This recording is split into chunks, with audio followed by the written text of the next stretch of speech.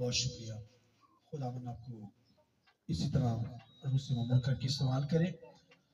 और मेरा ईमान है कि आज के सरमन की वजह से आप बड़ी ब्लेसिंग को रिसीव करेंगे। आप सब जानते हैं कि हमने यहाँ पर जो सीरियल स्टार्ट की है, एप्पल ऑफ गोल्ड, सोने के सेब के ताल्लुक से हम सीख रहे हैं। और सोने के सेब का मतलब है एप्पल ऑफ गोल्ड की सीरियल का मतलब बामौका बातें। तो बामौका बातों के ताल्लुक से हम सीखेंगे कि दुनिया के अंदर मौका की बात जो है हमें करनी है, तो दनाई बढ़ेगी, हिकमत बढ़ेगी, विजडम खुदा बख्श देगा, ज़हन माइंड खुल जाएगा ताकि कलाम के गहरे भेदों को जान सके। और आज का जो सरमन होगा वाइज वर्ल्ड होंगी, दानिशमंद की बातें। तो आज का सरमन दानिशमंद की बातें होंगी और मैं चाहूँगा मेरे साथ हवाला निकालिए खुदावन के कलाम में से। खुदावन के कलाम में से हमारी जो 3 वर्ड्स है उसको हम पढ़ेंगे। हिमसाल की किताब है 25 बाब, उसकी 11वीं आयत खुदावन के कलाम में से। खुदा के कलाम में लिखा है, बा मौका बातें रोपी टोकरियों में सोने के सेब हैं। और मैं चाहूँगा एक रेफरेंस मेरे साथ निकालिए, इसी किताब में से, हिमसाल की किताब है 15वां बाब, उसकी 23 आयत खुदावन के कलाम में से। आदमी अपने मुंह के जवाब से मसरूर होता है, और आगे लिखा है पढ़िए, और बा मौका बात क्या ही खूब है। और मैं चाहूंगा कि एक हवाला हम और पढ़ेंगे खुदावन के कलाम में से, एक और हवाला वाइज 12वां बाब और उसकी 11वीं आयत खुदावन के कलाम में से लिखा है, दानिशमंद की बातें पेनों की मानद है और उन घुंटियों की मानद जो साहब मजलिस ने लगाई हो, जो एक ही चरवाहा की तरफ से मिली हो। खुदावन के पाक कलाम के पढ़े सुने जाने पर खुदावन की बरकत। आमीन। शुक्रिया बैठिए, शुक्रिया बैठिए। खुदावन आपको इस कलाम की वजह से बड़ी बरकत दे। बहुत काम चाहिए, बहुत काम खुदा के कलाम के लिए, रूह कुदस के लिए, होली स्पिरिट के लिए। छोटी सी दुआ करना चाहता हूँ, अपनी आंखें बंद करें ताकि कलाम के लिए हम मुकम्मल तौर पर खुदावन के सामने अपने को सरेंडर कर दें। आंखें बंद कीजिए, हाथों को आसमान की तरफ बढ़ाइए, खुदा के कलाम को मांगना शुरू कीजिए। तेरा कलाम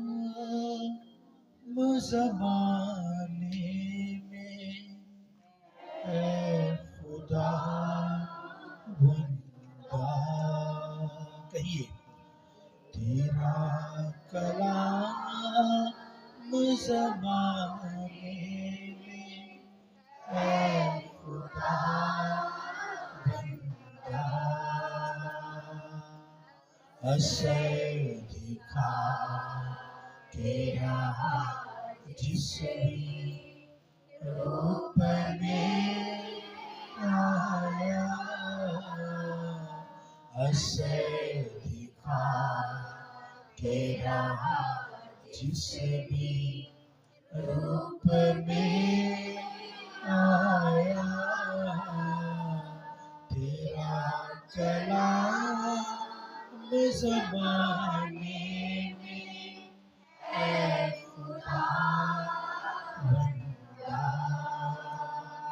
न था वजूद किसी शय का जब ज़माने में, न था वजूद किसी शय का जब ज़माने में, खुदाया तू था तेरे साथ तेरा कर, आइए कहिए,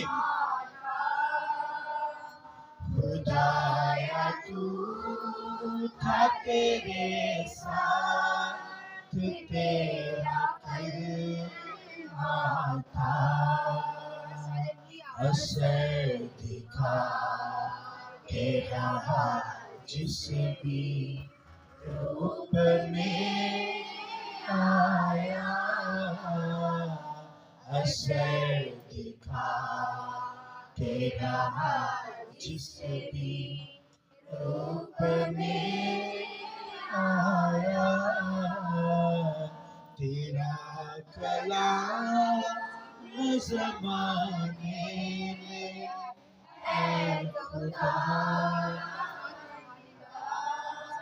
तेरा कलाम है शोला भी और शबनम भी, तेरा कलाम है शोला भी और शबनम भी, तेरा कलाम है अनमोल है खुदा। आइए कहिए कहिए, तेरा कलाम है अनमोल है खुदा। असर दिखा के रहा, असर दिखा के रहा, जिस भी रूप में आया, असर दिखा जिस भी रूप में आया। आसमानी बाप, अपने आप को तेरे ताबे कर देते हैं। तेरा कलाम रोशनी, तेरा कलाम नूर है। इस नूर की तजल्ली में चलना चाहते हो खुदा। कोई तारीकी हमारी जिंदगी के अंदर जगह लेने ना पाए खुदा, तो हमें अपना जोर बख्श दे खुदा। तेरे जोर की जरूरत है, तेरे फजल की लोड़ है खुदा बंदा। अपना जलाल जलाल जलाल यहाँ पर जाहिर कर दे खुदा। जैसे आसमानों पर खुदाबंद जलाल ही जलाल है, इस तरह खुदा यहाँ पर जलाल ही जलाल मांगते हैं। जलाल की तजल्ली में चलते रहे खुदाबंद, तेरे साथ वफादार रहे। फेथफुल गॉड, तू खुदा वफादार खुदा, हमें भी फेथफुल बना, वफादारी के साथ सारी जिंदगी खुदाबंद तेरे नाम को जला देते रहे। जमायत के लिए तुझसे बरकत की दुआ चाहते यीशु मसीह के नाम से, हालेलुया हालेलुया। आइए खुदावंद के जलाल के लिए जोरदार तालियां, प्रेज़ गॉड, हालेलुया। खुदावंद तेरा शुक्र, तेरा शुक्र। रिक्वेस्ट की जाती है बाहर जो अक्सर लोग खड़े हैं अंदर आ जाए, अंदर बैठे, ताकि खुदा के कलाम को इज्जत दी जाए, खुदा के कलाम को सुना जाए। खुदावंद के कलाम में से दानिशमंद की बातों की तरफ से आज हम सीखेंगे। उससे पहले एप्पल ऑफ गोल्ड यानी सोने के सेब, बामौका बातें। सुलेमान हिकमत से भरा हुआ था। इस तौर से हिकमत उसके पास थी कि उसने खुदा से हिकमत को मांगा। खुदा ने खुदावंद के कलाम में लिखा उसे हिकमत दे दी, और ऐसी हिकमत जो बयान से बाहर, वो हिकमत जो है वो मेरे आपके पास भी है। उसे तो वो हिकमत दी गई, मुझे तो उससे भी बढ़कर, और आपको भी उससे बढ़कर हिकमत दी, और वो हिकमत खुदा का बेटा यीशु मसीह है। यीशु के लिए जोर लगाइए, हालेलुया। उसी हिकमत के साथ, उसी फहीम के साथ, फहम के साथ, तनाई के साथ उसने ये बातें लिखी, और उसने कहा कि हिकमत की बातें ऐसी है जैसे हिकमत की बात है रोपड़ी टोकरियों में सोने के सेब पड़े हुए। यानी ये रोपड़ी टोकरियों के सोने में, इसका मतलब है चांदी की टोकरी के अंदर जैसे सोने के सेब रखे गए हैं, और देखकर इंसान की वो हुआ यार ब्यूटीफुल। और जैसे टोकरी के अंदर मुख्तलिफ फ्रूट तरतीब के साथ सजाए गए हैं, तो यानी सलीके के साथ कोई चीज रखी हुई। तो खुदा जो है यही हमारी जिंदगी में चाहता है, सलीका, एक तरतीब, एक डिसिप्लिन, क्योंकि खुदा की जिंदगी के अंदर खुद डिसिप्लिन है। जैसे सूरज उसने बनाया, वो अपने टाइम पर चलता है। ये नहीं कि रात के वक्त भी सूरज दिख रहा है, नहीं, एक सिस्टम खुदा ने बनाया। रात को चांद की रोशनी में इंसान चलता है, दिन रात बनाया गया, टाइम, हर चीज खुदा ने बहुत ही खूब बनाया। तो ये तरतीब के साथ चलती। इस तरह बामौका बातें, सुलेमान यहाँ पर हिकमत से कहता है, खुदा से हिकमत दी उसने, कहा कि बामौका बातें ऐसे जैसे आपने सलीके के साथ कोई चीज सजा दी है। और इसका मतलब ये भी लिया जाता है जैसे मतलब कि एक टोकरी के अंदर आपने मुख्तलिफ फ्रूट रख दिए गए, यानी उसके अंदर एप्पल भी है, सेब भी है, अमरूद भी है, अनार भी है, अंगूर भी है और ऑरेंज भी है, माल्टे भी है, जो आजकल माल्टे चल रहे, बनाना भी है। तो खूबसूरत देखकर इंसान कहता है। इसी तरह वो कहता है कि धनाश शख्स जो है वो बामौका बातें करते हैं, और अगर किसी खुशी के मौका पर गया तो वो खुशी की बातें वहां पर की जाएंगी, और अगर जहां किसी जगह पे दुख है, डेथ हो गई है, वहां पर दुख की बात है। तो बामौका बातें जिंदगी में बहुत जरूरी है। और वो कहता है, कलाम को कहता है कि कलाम जो है वो चांदी की माना है, जैसे रोपड़ी टोकरी में सोने के सेब, यानी सोने के सेब टोकरियों में पड़े हैं, चांदी की टोकरी में सजाया गया है सेब। अब देखिए, चांदी भी खुदा के कलाम को जाहिर करता है। चांदी भी क्या है? खुदा के कलाम को। इसलिए खुदावंद के कलाम में लिखा है कि खुदा का कलाम उस चांदी की मानद है जो भट्टी पर, मट्टी की भट्टी पर ताई गई। आमीन। वो भाई खालस चांदी, खुदा का कलाम। फिर सोने को भी खुदा के कलाम से तशबीह दिया गया कि खुदावंद का कलाम सोने बल्कि कुंदन से भी ज्यादा महंगा। हालेलुया। ये भाई कलाम की बातें, ये जो है ये हमें धनाई बख्शती है, ये मौका की बातें की। आप देखिए पुराने नामा के अंदर बादशाह आए खुदावंद की तरफ से जो थे, और उसके बाद नबी थे, उसके बाद काहिन थे, और इन्होंने भी बामौका बातें की। और नहनामा के अंदर तो खुदा ने लिखा चरवाहा, मुबश्शर, फिर लिखा है रसूल, फिर उस्ताद, फिर नबी। इन्होंने जो खिदमत का काम किया, इन्होंने बामौका बातें की, मौका के मुताबिक वो बात करते थे। और सुनने वाले जो कान होते थे वो खुश हो जाते थे। इस लिखा कि दनाई की जो बातें की जाती हैं, ये मौका की जो बातें की जाती है, सुनने वाले के कान में जैसे बाली पड़ी। आजकल फैशन है ना, मुंडे में बाली बांधे। और भाई एक मिसाल एग्जाम्पल की गई है, क्या है कि सोने की बड़ी बाली उसने डाल ली है, कुंदन का जेवर उसने पहन लिया। तो ये बामौका बातें ऐसी जैसे सुनने वाले के दिल को लगे, अच्छी लगे, भली लगे कानों को।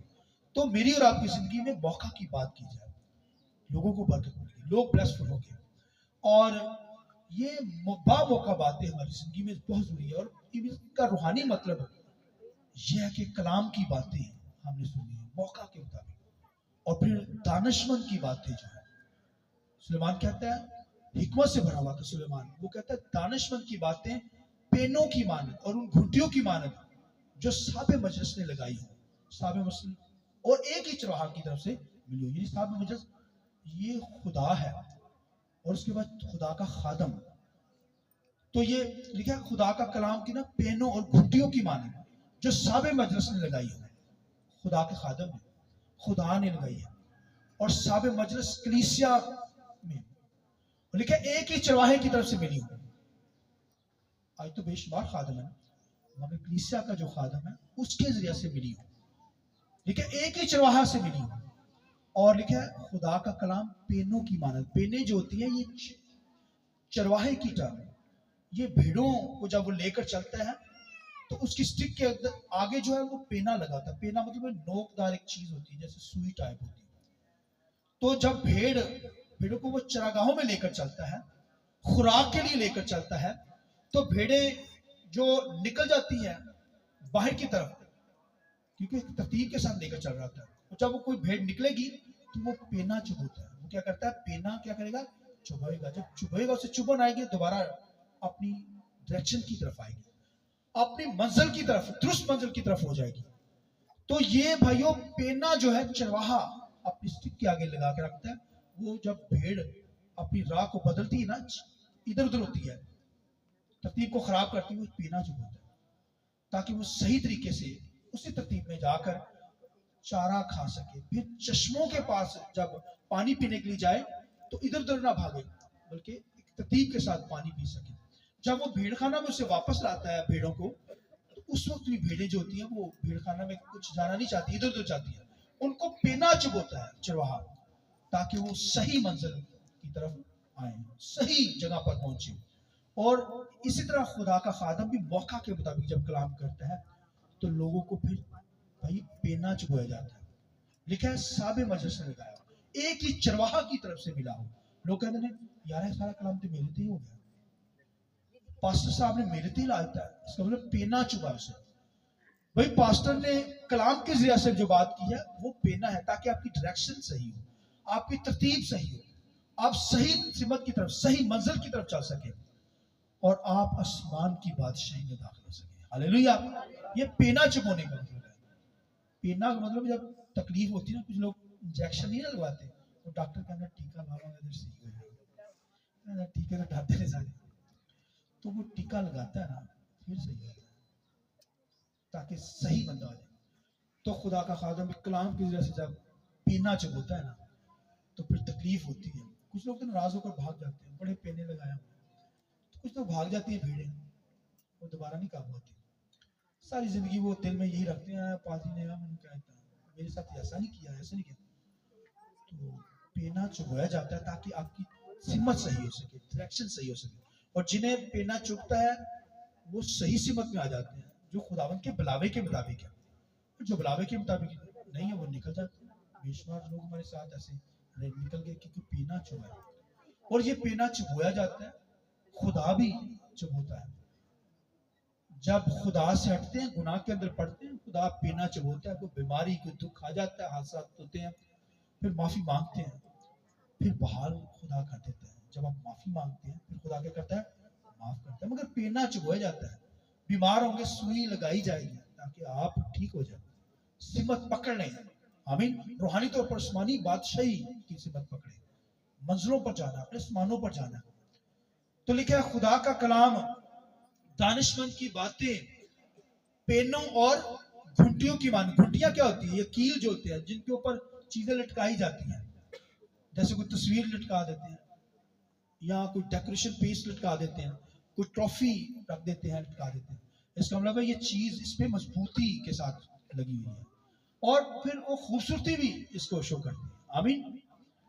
तो ये भाई ऐसे जैसे आपने कोई तस्वीर ही मतलब कि तस्वीरें, खूबसूरत तस्वीरें लगा दी हैं, या कोई ट्रॉफी लग गई, या कुछ इस तरह की डेकोरेशन पीस आप लगाते हैं। तो भाइयों ये हमारी जिंदगी के अंदर ये बातें, खुदा की बातें जो है, ये भाइयों हमें मजबूती फराहम करती है। मौका की बातें जो होंगी, मौका की बातें जो होंगी, ये ऐसे ही है जैसे आपको क्या मतलब के पेनों और घुंटियों की मार, ये घुंटी लग गई है, उसके ऊपर मजबूत चीज लग गई है कि आप खुदावन में मजबूत हो गए, मसीह में मजबूत हो गए, खुदा के साथ मजबूती के साथ चलेंगे और खुदा के नाम को जला देंगे। इसलिए क्या है कि खुदा का कलाम पेनों और घुंटियों की मानद है, और जो एक ही चौराहे की तरफ से मिली हो। और खुदावन का कलाम जो है वो हमें भाइयों जोर देता है, दनाई देता है। ये भाई दानिशमंद की बात है। सुलेमान दानिशमंद था, इसलिए उसने कहा खुदा का कलाम पेनों और घुंटियों की मानद है।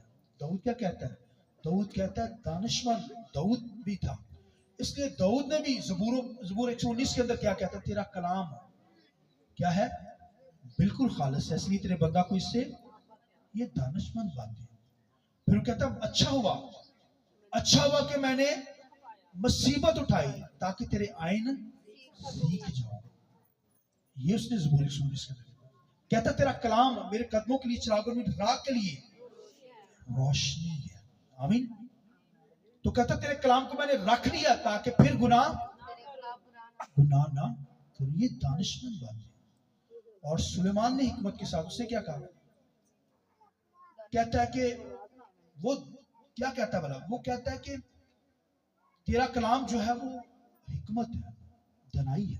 फिर क्राइस्ट ने भी हिकमत की बातें की, क्योंकि यीशु मसीह दानिश चरवाहा था, दानिशमंद चरवाहा। दाऊद भी दानिशमंद चरवाहा था, सुलेमान भी दानिशमंद चरवाहा था, और क्राइस्ट खुदा का बेटा भी दानिशमंद, अच्छा चरवाहा, बड़ा चरवाहा। और उसने जो बातें की, कमाल की बातें की। उसने कहा अगर तेरे मुंह पे थप्पड़ मारता है, दूसरा भी उसकी तरफ करते हैं, तो करता है, बड़ा मुश्किल है। लेकिन ये दानिशमंद बात कही है। और यीशु मसीह ने कहा जो मेरे पीछे आना चाहे अपनी सलीब उठाए, हालेलुया, अपनी खुदी का इकरार करे। और मेरे पीछे हो ले। ये यीशु मसीह की दानिशमंद बातें हैं। और फिर यीशु मसीह ने कहा अगर कोई आसमान की बादशाही में बड़ा होना चाहे तो पहले छोटा बने। आमीन। अपने आप को छोटा बनाए। जो बड़ा बनाएगा वो भाई गिरा दिया जाएगा। शैतान ने बड़ा बनने की कोशिश की है, इब्लीस ने। शैतान ने क्या बुलंदियों से उसे नीचे गंदगी की तरफ फेंक दिया। ये क्राइस्ट की मसीह की दानिशमंद बातें हैं। यीशु मसीह ने ये भी दानाई की बातें कही, दानिशमंद की बातें मुंह से निकलती थी। और उसने क्या कहा कि जो मैं है वो क्या कही जाती, नई बोतलों के अंदर भरी जाती है, वरना मछली जो है टूट जाए और वो जाया हो जाए। तो आप देखिए कि ये दनाई की बात है।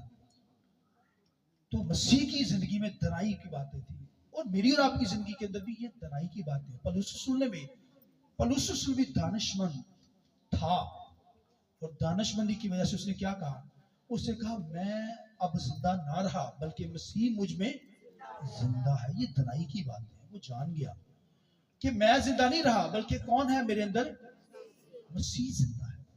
और पौलुस ने ये बातें भाई दनाई के साथ कही। ये दानिशमंद की बात है जो पेनों और घुट्टियों की मानद है, जो हमारी डायरेक्शन को दुरुस्त करती है, हमें दुरुस्त सिमत में लेकर जाती है और हमें मजबूती फराहम करती है।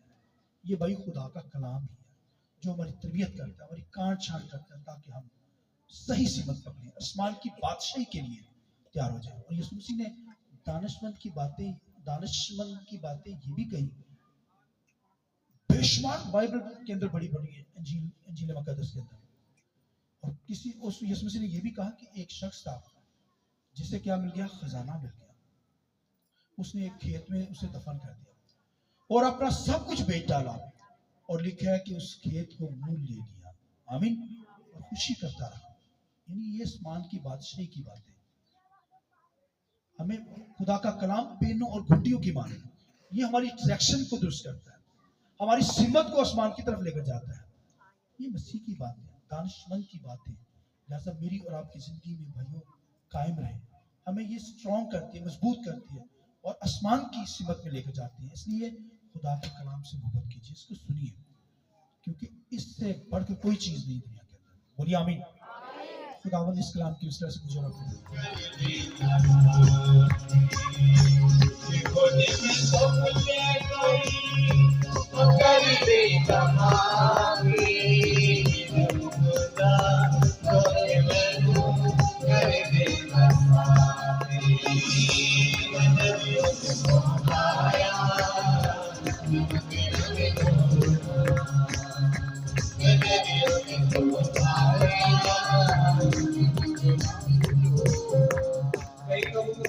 बड़े सुस्त तरीके से ताली बजा रहे हैं, ने आपको और धीरे धीरे तालियों का पता चलना चाहिए।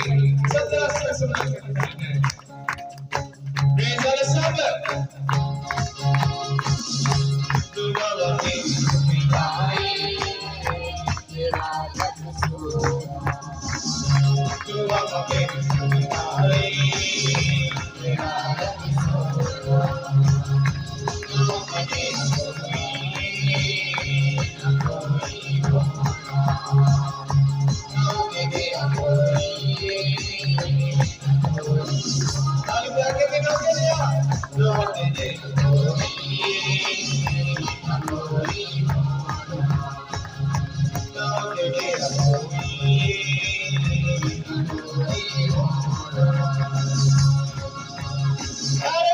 Hallelujah hallelujah.